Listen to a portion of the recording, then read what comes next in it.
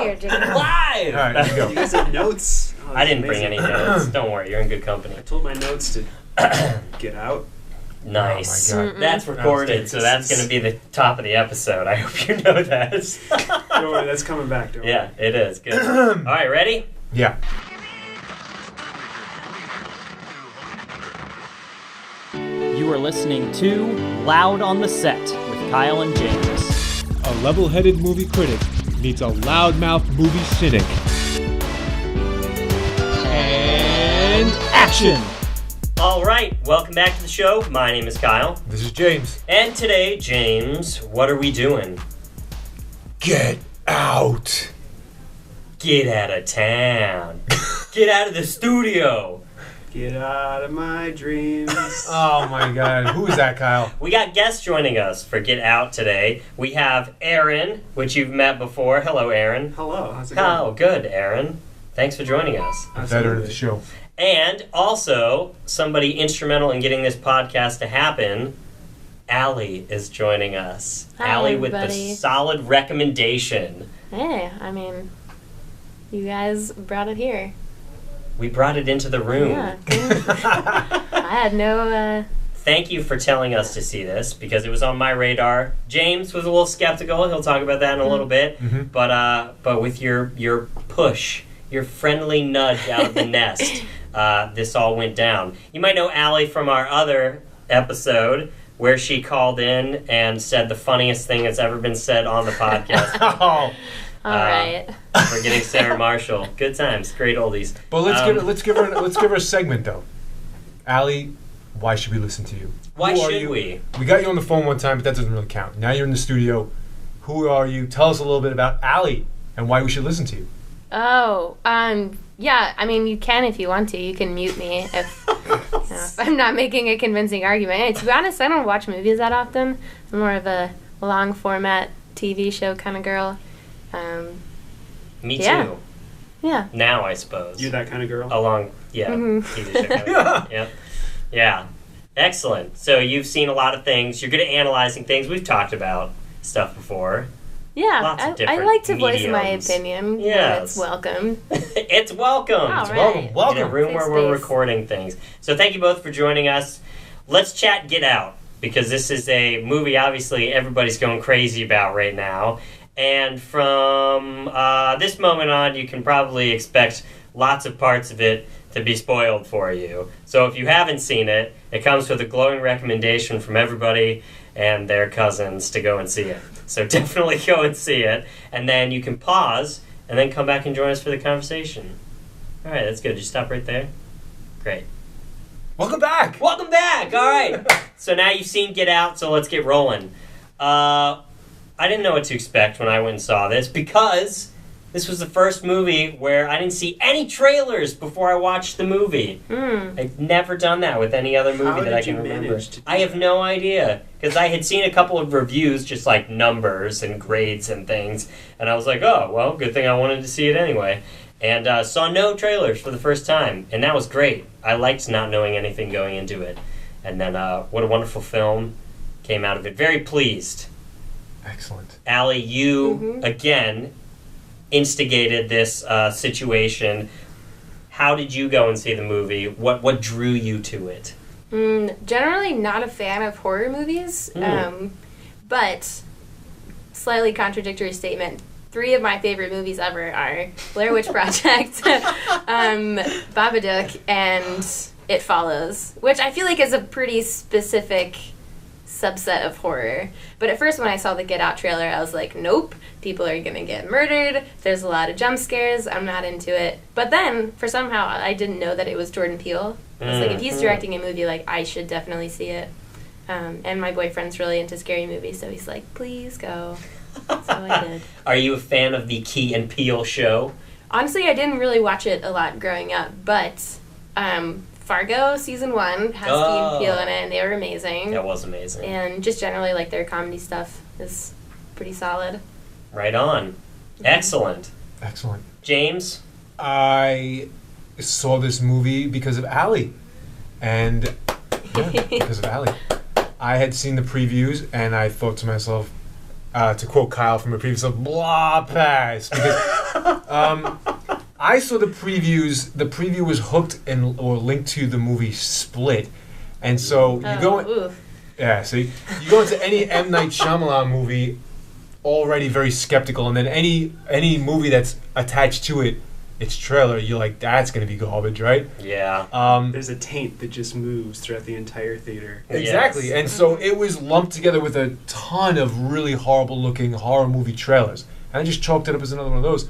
But then some respectable, trustworthy people, Allie, told me to go see it. All right, I really think it looks garbage, though. No, trust me. Do you trust me? Guess I trust you. All right, trust me. Good, trust. Trust is life. Can't trust this. Which, funnily enough, was a theme of the movie. Okay. Way to step it up. Why don't you take it from here? Yeah. Well, how did you get into the theater? Veteran of the show here, Aaron. So mostly by accident, actually. I went to see another movie at a very small theater. I was the only one there. 10 minutes in, it shut off. And they went, whoops, sorry, didn't know you were here. Why don't you get out of this theater and go see Get Out? And I said, okay. Still good the second time. You got more coming. So, I sat down and watched it. Didn't know what to expect. I had seen the trailer when it very first came out, but somehow forgotten everything about it. So none of the things the trailer spoils actually were spoiled for me, and I was pleasantly surprised. Well, that's good, because trailers usually ruin everything nowadays. Mm-hmm. So, especially when you're working with a tight thriller like this, it's good to not have things spoiled. Absolutely. I remember the couple of bits from the very beginning, which was great because I missed those bits when I actually saw the movie. So it was a game where I had to piece together the things that I hadn't quite seen yet, but I was able to figure most of it out, and the trailer helped a little bit. Okay. Excellent. Well, overall impressions, what'd you think when you came out of the theater, Allie? You obviously recommended it, so you hated it, right? Terrible. No, this is so I probably on the scale of Kyle to James, and more on the James side of being a movie critic.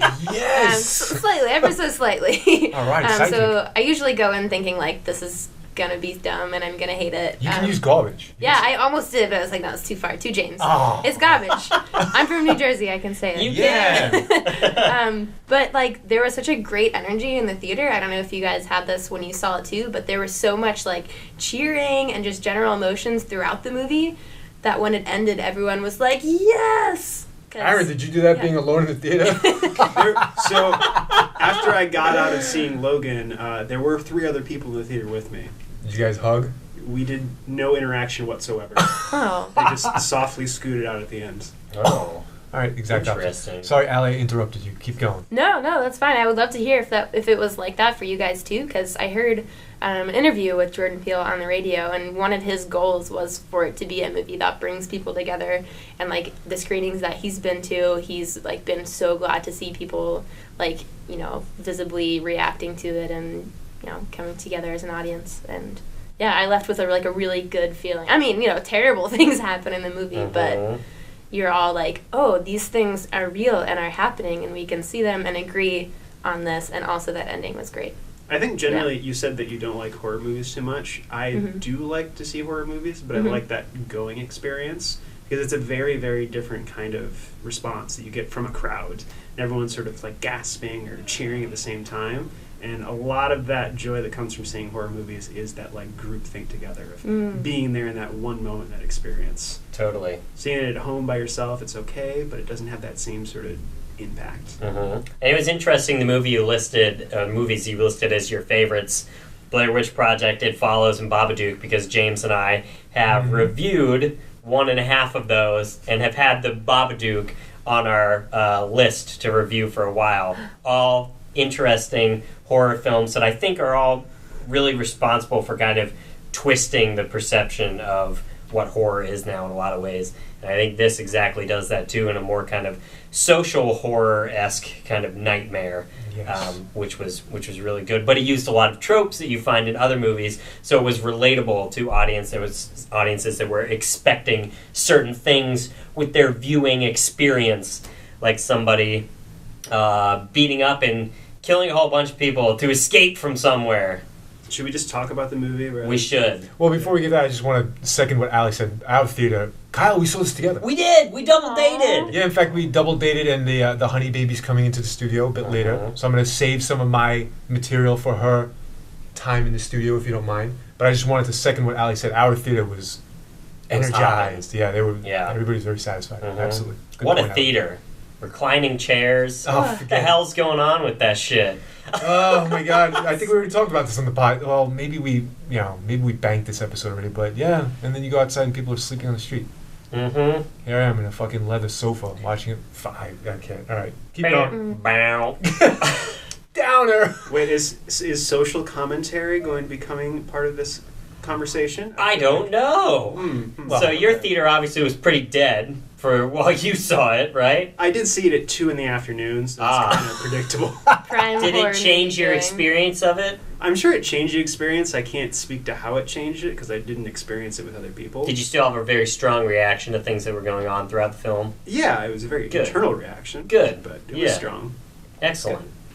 All right, let's break it down. Let's break it down. Because for a first-time director of a big-budget film, a complicated big-budget film, not just one of these bullshit scenarios now where apparently any comedian can just make a show or a film and then put themselves in it and play a dramatized version of themselves and be really lame for a while, which is really bothering me if you can't tell. But a first-time director... I don't understand. What are you talking about? Oh, you haven't seen... You don't watch TV as much, but there is absolutely a trend right now where comedians are taking themselves, are dramatizing their life ever so slightly and making it a whole series or a film or anything. Just...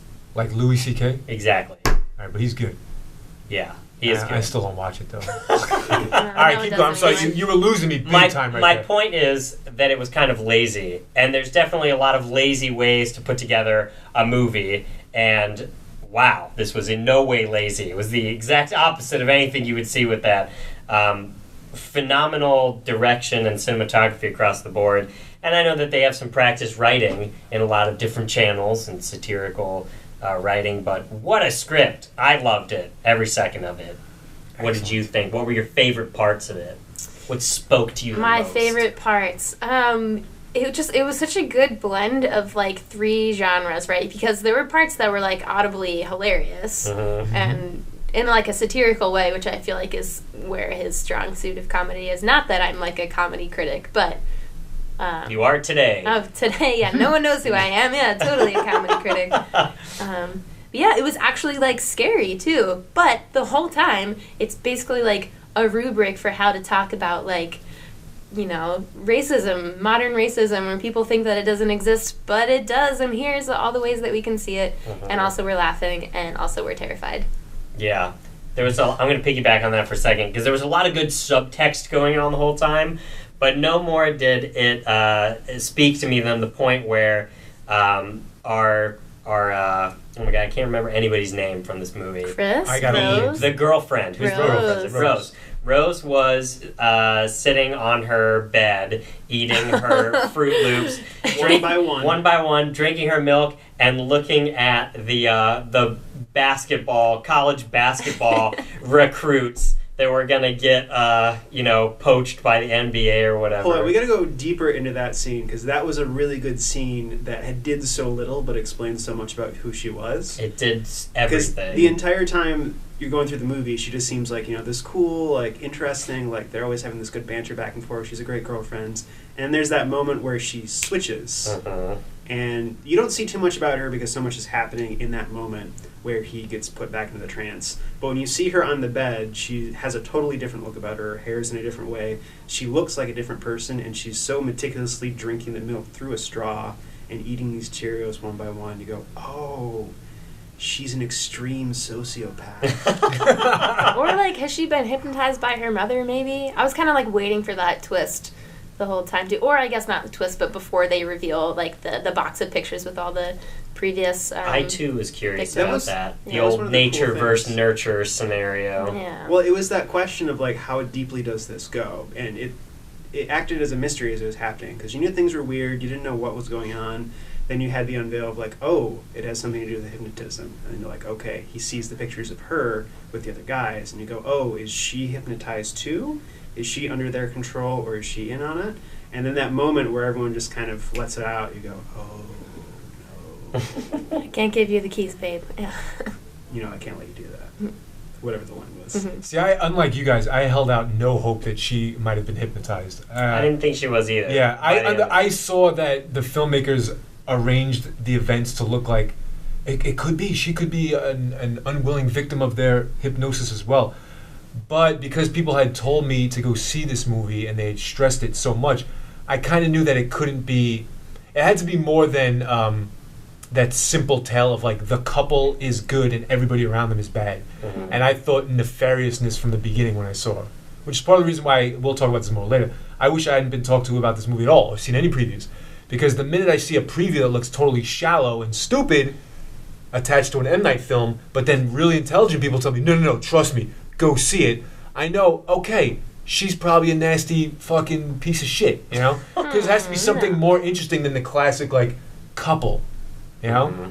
So, Well, I mean, that kind of got ruined for me. that is a more interesting story because it's her family then. It's a way different dynamic. Yeah, than but, like, you know- oh, we're being attacked by hillbillies in the woods. But almost immediately, you know, the family's bad, too. That was given away real quick. We'll talk, yeah. The main thing for me that was selling it was the fact that everybody kind of needed activated when they were like hypnotized, you know, if they wanted to like get past a certain point. And it was clear that throughout all the events that were occurring, she was never like activated to do any of the things that she was doing. It was just innate. And whether it was at one point a mere suggestion to try and push that agenda of the family, I don't think that they needed that. And I think that they showed that the family history was so strongly into their own, you know, White Caucus convention at the old farmstead or wherever the fuck they were, that they had been indoctrinated at a much higher level that, you know, even routine hypnotism wasn't necessary with the power of suggestion, community, and family pulling through on that. So that was when I kind of got sold on the old nurture the racism theme that was going on. So that was good. Excellent. Allie, what else you got? I see you got notes. I have notes just because I had no idea what to expect here. But I would love to talk to another woman about what the take on Rose is, because I feel like she is a very straightforward commentary on like feminism and intersectionality with racism. Yeah, well, okay, so throughout the setup, before you realize that anything funky is going on, there's a lot of really straightforward attempts to make Rose seem like she is really aware of racism. She's actively trying to combat it. She's like a really great girlfriend to him. And I think it's really interesting to think about how she turns out to be like the villain. And there's just a lot that I haven't fleshed out or talked about because like I talked to my boyfriend and he doesn't really get it. I don't know. Yeah. Just would like some more women perspective on this, how a lot of no, I'm gonna pass this off to anybody that wants to. It's like I kind of see it as the microaggression type of thing where a lot of people maybe even overtly know to behave in a certain way in a situation, and then you just start to see all of the, you know, tiny or maybe not so tiny, or just those innate learned behaviors that are so aggressively offensive and innately racist against people, and sexism as well, which was displayed a few times in it. So you got a good picture of people saying things that kind of talk the talk, and then you don't get the walking of the walk. And that's kind of, I think, what a lot of the subtext of the film was chatting about. What'd you think, Aaron? It was sort of exposing this differing cultures that were clashing together, because it's that, you know, common thing where these people have no idea what they're saying is offensive or weird, but they're not treating him so differently, and they don't even recognize it. And just that look of befuddlement on him and his girlfriend's face, just how could you say something like that? How do I respond to that? That was an interesting thing. And that's sort of like the thing that I like about the movie is that it does that cultural commentary, but it didn't beat you over the head with the idea. It's like, here it is, here's a different perspective than maybe you're used to seeing, because how often do you have a movie like this that sort of exposes those things going on. Uh-huh. And yeah, I don't know what else to say. Now, when we Go. when we were watching it, James, I was thinking a lot towards the beginning about racism and how she was bringing this guy into this household, and he was worried about it, and she was like, "Oh, don't worry about it." And then it seemed like they got to a point where they started really pushing the plot forward, and I don't think overtly after a certain point they started addressing things straight up, like saying, "Oh, this is racist," or "This is a bad way to behave," or things.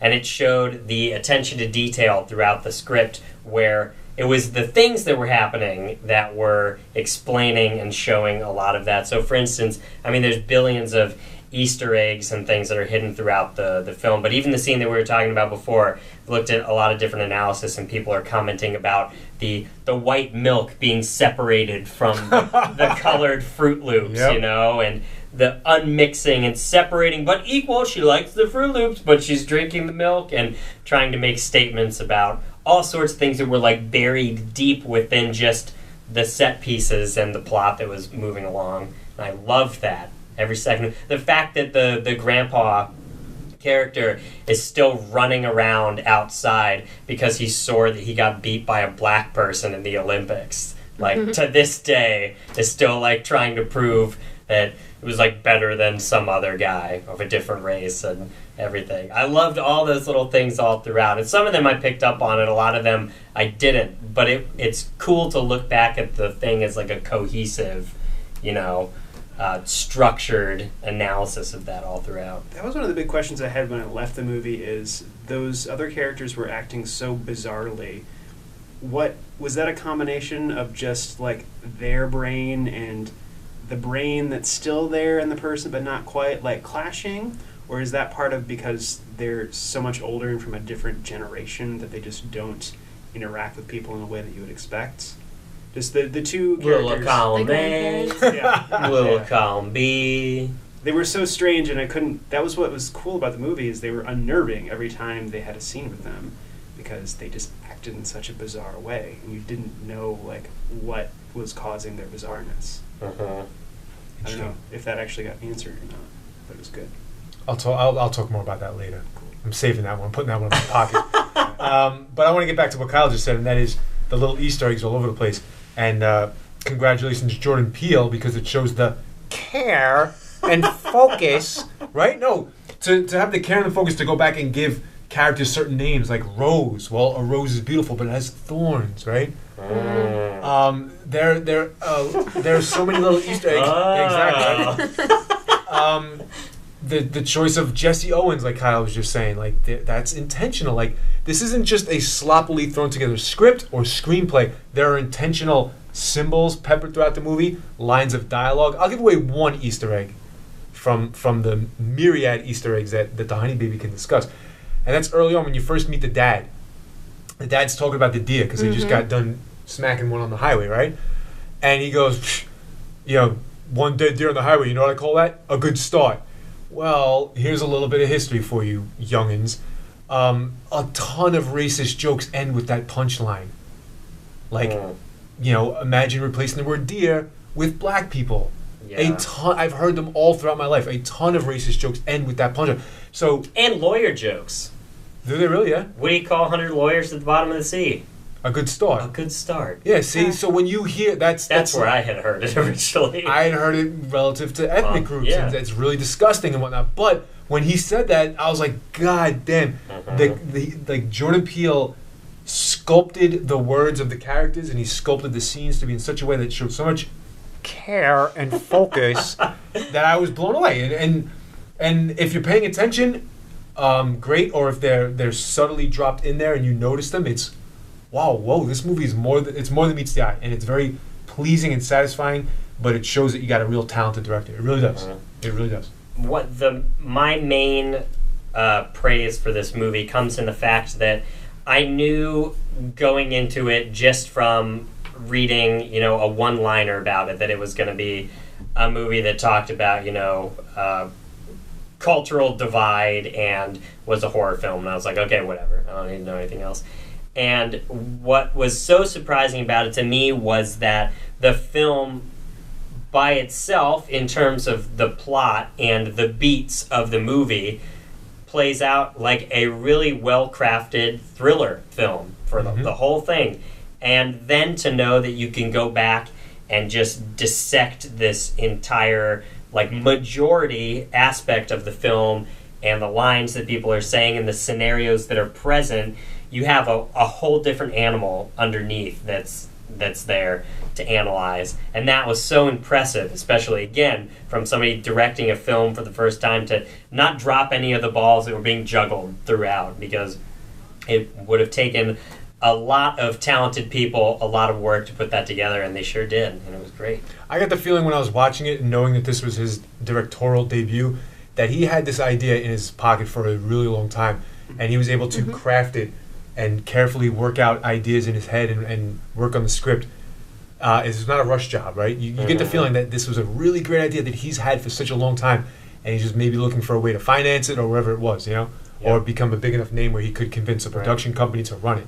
That's the sense I got, right? He had been sitting on gold for a long time. Yeah. It's just absurd to see, you know, someone who is a great comedian but hasn't really, as far as I know, gone out into a whole lot of other avenues. Do you guys know more about his background? I don't really, besides the comedy. All right, so we're going to assume, for the sake of this conversation, this is the first time he's done something like this Right. before. Yeah. Same assumption, yeah. The fact that it was just so smooth, like, there was never a part in the movie where I was like, that was not good. And that's what I expect from someone who's got their first try at it. Like, maybe they do some really good things. Something takes you out of the experience. And then you go, oh, that's a really amateur thing going on there. Like, you throw in some joke for a joke's sake, and you're like, well, why was that there? Why did you need that? Was there anything that took you out of the experience while you were watching it? No, I can't think of one thing. And, I really can't think of anything I would criticize about this movie. And, normally I would love to find something. It's just not happening. Especially on the opposite side of that, what I was really impressed by is that he has that comedy background, and the comedy comes out almost as the filler between important things. Like, that's sort of his... I would say backdrop. Like, you have all this intense things going on, this sort of mystery, this thriller, this suspense and horror, and then when there's a moment, you've got the horror beats and you have that lull in between. That's when an average horror movie just puts in, like, the garbage scenes that no one cares about. It's like, oh, they're in the woods, and whatever. Instead, you bring in the friend who has a really good comedy scene, and it's totally outside of what a horror movie normally does, and it really doesn't fit, but it does because it's done so well. Yeah. It works. It hits those classic cliches, but also it's functioning on that complete other level where, since you have that layer of, analogy all throughout the movie, you can reference it and be part of the cohesiveness of it without, sacrificing like a throwaway scene or something. What did your boyfriend think? Hey, creepy guy. Hey, Kyle. He really liked it too. Well, he was the one that, he wanted to see it, right? He likes to see every movie. Okay. He's one of those. Connoisseur. He's one of those people. Sorry. You would get along. That's kind of me. Yeah, I feel like we had a lot of the same opinions on it, that we both came away feeling like it was a learning experience to, like, see what it's like, this kind of, like, microaggressions that black people experience all the time that we can try to be aware of, but it's a really hard thing for us to get over as a society. And that ending was so triumphant. You just leave thinking, like, yes, this is a great movie that I just saw. Well, it did that thing that so many horror movies don't do, where the main character, like, has no power or no sort of autonomy. They're just being led through this horrible maze of disaster and terror. And in the end, he's like, no, I am a strong individual that can take over all this stuff and just end this entire crazy conspiracy. And just piece by piece, he goes, well, you're done. And then just each person all the way through. And I was so happy to see that at the end of a horror movie, rather than, like, the invincible enemy that just, the Freddy who chases you down and there's nothing you can do to stop him. And he's like, no, these are people. They're crazy people, but I'm going to stop each of them and undo this. It felt good. Aaron hasn't been in the studio for a while, but that was pretty spot on. You're good at this, man. Oh, thanks. Welcome back. Allie, what else you got?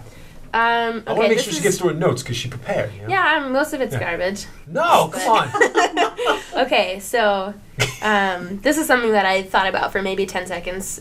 But have you all seen Being John Malkovich? Absolutely. That's the That exact is- answer yep. you could have expected. Continue. Thanks, guys. Talk to Kyle. I mean, there's some similar themes going on. Aaron, have you seen it? I haven't, so we can just cut the table in half here. I know All right. of it. I know the premise. We'll have Okay. a casual conversation over here. Yeah, well, okay, so Kyle, Quiet, please. yeah. Gentlemen. No problem. I mean, all I've done so far is point out the similarities of you can become someone else. So, like, actually just a bunch of old people paying a lot of money to become someone younger. Yeah. And And that's about as far as I got. Also, both of them have Catherine Keener, so... So- yeah. Who? The All right. mom. Oh, all right. That. Missy. Yeah, that was something so funny because it was almost a universal concept that kind of hooks you into relating it to your own experience. So just in the day and age we live in, everything is about, keeping it all together now. You buy all your stuff so that you can, be youthful and exuberant forever. Keep your energy up and look good and everything. And this is just like, is this the direction society is heading in? Like, inherently, that's where our attention is drawn.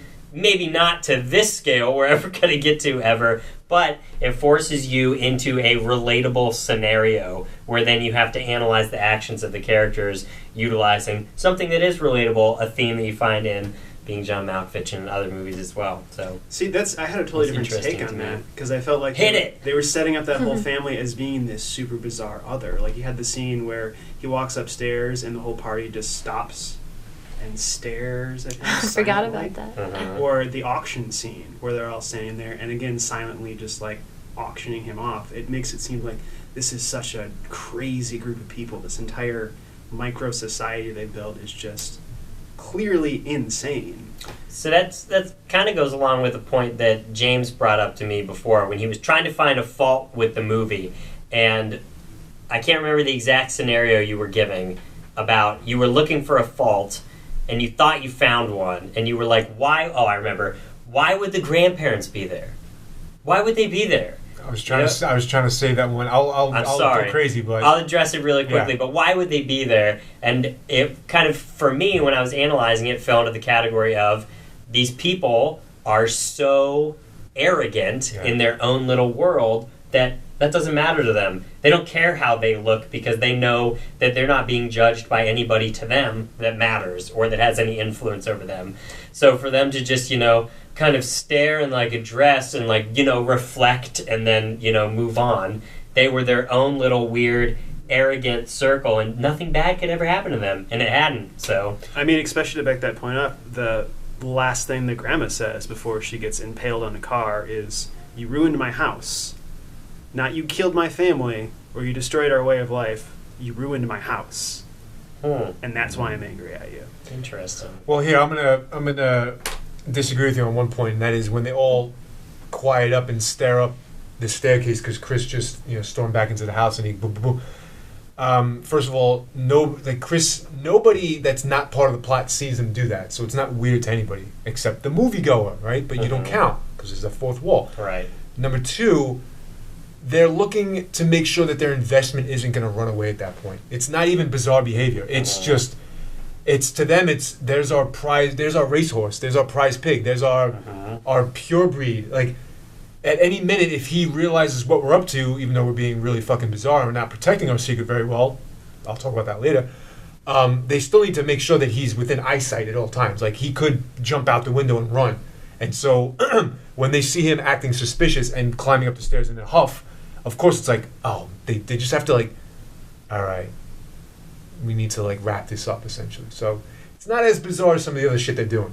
But yeah, to you it's meant to look really bizarre because you're privy to something that that Chris is not, right?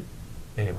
Indeed. There you go. I could be feel good like- at this too. I feel like there needed to be, there needed to be another scene when I did that though, because he walked out with the girlfriend to go to the lake. They should have all just been staring. Oh yeah. You don't want to do that too much though. You can't milk that effect. Maybe they That's were. true. It's true. And Yeah, we'll we never didn't. know. Well, that's when they were Yeah. doing the auction. At that point, when they walk away. How great was the auction? Oh, because that was part of the plan to take him away. Yeah. There's one little weakness with the auction, if I may, because I don't like. You may. I'm not gonna. We'll get into plot holes later because I can't wait to unleash those, right? But I call this audience hand holding, right? I don't like it when a movie and a director takes your little hand, your stupid little hand, because you're a stupid idiot who can't figure out what's going on, and they handhold you through a scene. All right, if you have that auction going on, right, and you're all these sick, disgusting, fucking old folks that are trying to do what they're doing in the movie, you don't need a big, like, 35-inch high portrait of the victim. Like, do you remember that? Yeah. A huge photograph of him, like this big. I'm gesturing, right? This big. You don't need that, but that's to. Okay, stupid audience, if you don't get what's happening in this scene, they want him. You see the big photograph of the only guy that's at this party not in on it? They want him. You don't need that, right? I'm going to make myself sound really dumb right now. I did not know it was happening at that point. I was so distracted by everything else that was happening. I was so engulfed in the movie. I was like, this isn't bingo. What are they doing?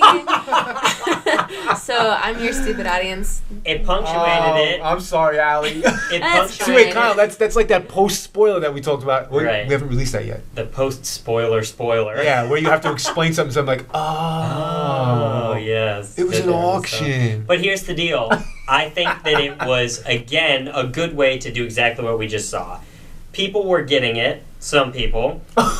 And Your recliner was too comfortable. Matter. I don't know what. Some people were getting it, and that's totally fine because they started without showing that at all. And then they finally get to that It builds, point, yeah, it and they reveal it, and then anybody else who's catching up at that point can catch up. But it's not out of character for them to have that up there. With the pomp and circumstance of their, like, extravagant weekend garden party that they were having and everything, these are people that are inherently over the top. The way that their house was set up, the way that they dressed, everything that they talked about. So again, to me, it harkened back to the old plantation where, like, the grandeur of everything, the majesty of the dress and the style. So I just looped it into that. All right. A forgivable audience handhold. Okay. Yes. You could also make your same argument that they wanted to see their prize they were paying for during the auction there, and so they needed to have that visual cue to make sure they paid as much as they but could. the understanding is they're only bidding on one thing, and they've all met him. Well, maybe when they got to like $300,000, somebody was like, I don't know. You get How the was portrait the nose too. again? I want to see the nose. Yeah. No. Okay. I like the nose. Yeah. 400,000. I really want to see the alternate version of this movie where he finds that poster and just goes, "What the fuck is this? Why did they have to burn it out of me?" Speaking of alternate versions, I'm gonna drop something here. This is gonna be my last thing. Okay. The original ending. Has anybody read about this? No. I did a. Oh, good. I did a little bit of research. Hey, we're a well-researched podcast. All right. And according to the internets, and according to an article with the director, the original ending to this movie was that Chris was going to get arrested by the police when they found out that he had killed the family and was Like trying- exactly he when comes we out with thought his he was exactly going what to you get thought. arrested. But then the director, Mr. Peel, decided, with current events the way they are and what's happening in the world, triumphant. Yeah. So what do we needed think it. about that? What do you think about that trivia, Aaron? It would have been such a sour note to end on. Oh yeah, what a. There was that thought of like, oh no. As soon as that car pulls up, Oh, and because no. they set that up too, right? Oh, They yeah. had him. They got pulled over earlier, and this is the scene that I missed that I put together from the trailer. They got pulled over by the cop after they hit the deer. So they were like setting up this cop who's he's kind of an asshole and he's a racist, and he's You missed a there good in town. scene. Yeah. Well, Good scene. I assume it's a good scene from what I've seen of it. But so they set that up, and you're like, oh no, here it goes. Like all this stuff is happening, now it gets ruined, and then it's the greatest comic relief character to ever exist. Nice. Were you sold that he was going to get arrested, or did you think he was going to go free? I feel like it all happened so fast that I don't know what I was thinking. I was like, oh yeah, he's, of course, like his first instinct is to put his hands up, which is really sad. But I mean, he's got like a half-dead girlfriend laying on the ground, so probably not a bad thing to do. Ex-girlfriend. Yeah.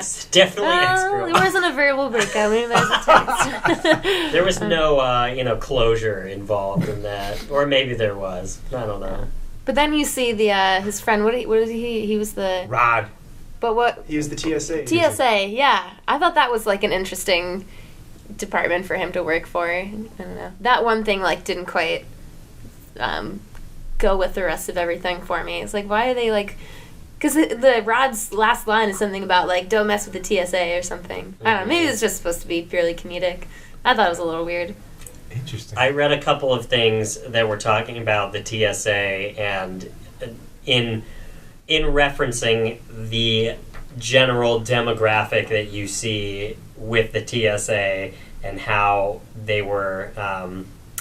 I didn't read enough of this article to put this into good words here right now. But that was yet another example of where they were trying to show you something that would inherently have you stereotype it or go down a pathway with it that then they were going to flip around. So that was, I guess, the point involved in that. You want to know the sad truth? I knew it was going to be Rod. Because you sensed that the movie was coming to an end and his character had no closure yet. So as soon as I saw the headlights, I was like, that's Rod. Because he had been on the case. I was in the flurry. I had no idea. No, I knew. And it's because I spent way too much in the movie. Kyle and I talked about this. We'll talk about it more. I spent way too much in the movie predicting. And I turned out to be like, ding, ding, predicting correct almost every... Do you watch movies or do you just have like a checklist? No, this movie was the exception. I'll tell you later. So yeah, I knew it was him. Is the last scene before that with Rod, with the friend character, was him like being clowned or sitting in his house like with the dog and not really getting anything done, just sort of like still spinning his wheels on the investigation. I was like, well, the only way out of this truly for Chris, the main character, is for Rod to come. You were on top I was really like... I wasn't there. It was interesting. Kira... I'm honest about movies. I was all over this one. You know, I could be totally honest. Kyle knows. She was talking to me afterwards about some of the stuff while we were going home, and that scene in particular towards the end, especially for the whole idea of the movie to go forward and have any sort of relevance without just getting like shut down and being like, none of this mattered because white America rules, and you step on the little guy at the end, you know, as he's like trying to get away. One of the other interesting things was we were brainstorming and trying to think of any movies where there's a lot of violence involving African Americans that is triumphant in some manner. And the one that came to my mind immediately that I could focus on was the movie Glory, which is about Civil War and a black battalion in the Civil War. But there was such of aggressive violence to how he was like killing everybody at the end, and they were all horrible people, and he was trying to escape with his life and everything.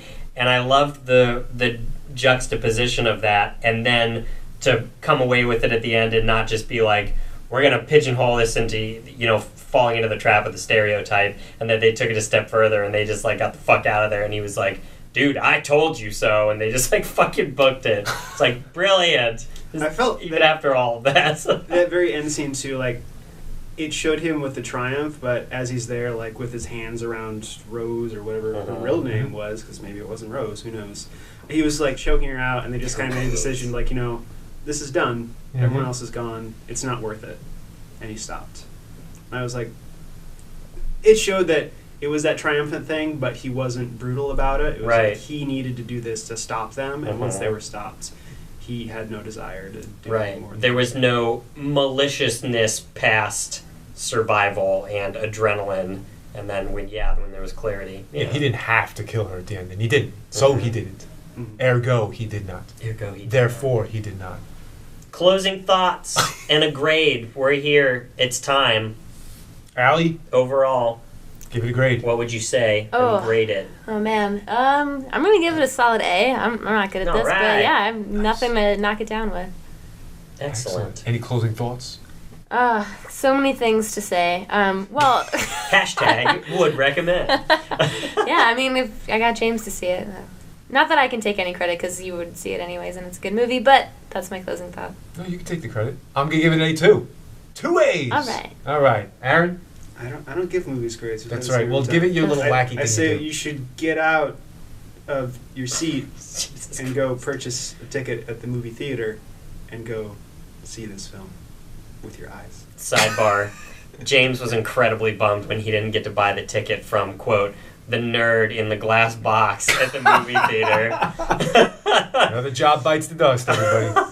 Do they have a robot dispenser now? Is that how that works? Oh, A we bought kiosk. them on the internet. Yeah. We even got to book our seats. Internet dispenser. Have you ever done that? Yeah. Reserved your fucking seats? What is this world coming to? Did you get like a martini at your seat? No. You Not one of know, those? I Oh. don't drink. Anyway. Well, you Such a theoretically. Anyway, yeah, the point Kyle's trying to make is use human labor, goddammit. Like, we need jobs. Kyle, give it a grade.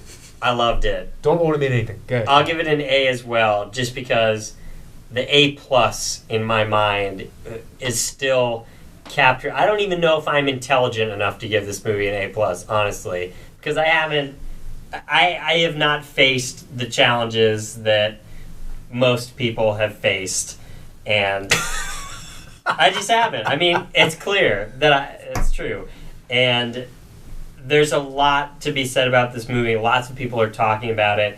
I think that it was really open and honest all throughout, especially through Chris's dialogue. Chris was the vessel for, rationality and sanity, and was just saying all the right things and saying exactly how, he would like people to think about them and talk about them. And everybody was always like, oh, no, you don't even understand. Like, even Rose, multiple times, telling him he didn't even, understand how he wanted to be treated in situations. So I'll give it a solid A. I loved every second of it. I hope that we keep talking about it and analyzing it and getting more people to see it. Yay. Thanks, Allie. Thanks, Thank you Alan. guys. If we can have a final note. A final note. When I went to see it, I liked it. I thought it was good, not great, after I walked out of the theater. I think this conversation and a combination of maybe seeing the rest of the movie that I missed has upgraded my opinion to it's very good. That's good. And just the sense that, it's a horror movie that is above horror. It does more than all these lazy horror movies we're seeing now, and it does it so well. Boy, and if this turns out to be anything like Arrival, you might be getting a lot of hate mail, Aaron. Because it's still rolling in for us. Did I get hate we mail? We didn't like it enough, so everybody shit all over us. That's true, so. you guys are hacks. So if you didn't like this enough, I don't know what's gonna happen. This is a movie that gets better the more you discuss it, as far as I'm concerned. Did Yes. you see Arrival? Yeah. I did. Did you like it? Am I gonna get hate mail? No. No, I actually loved it. I Yeah. did not like it as much as I would have wanted to in the first half of the movie. What? Did that make any sense? I don't know. I really Hate mail. All right.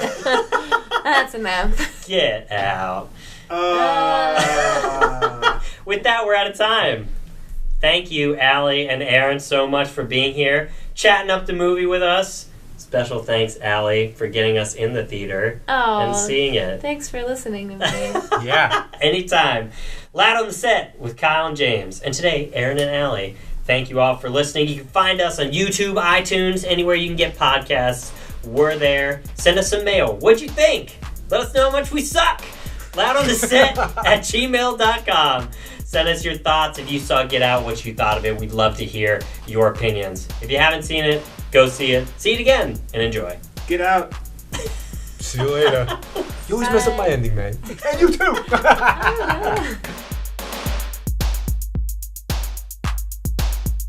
And cut.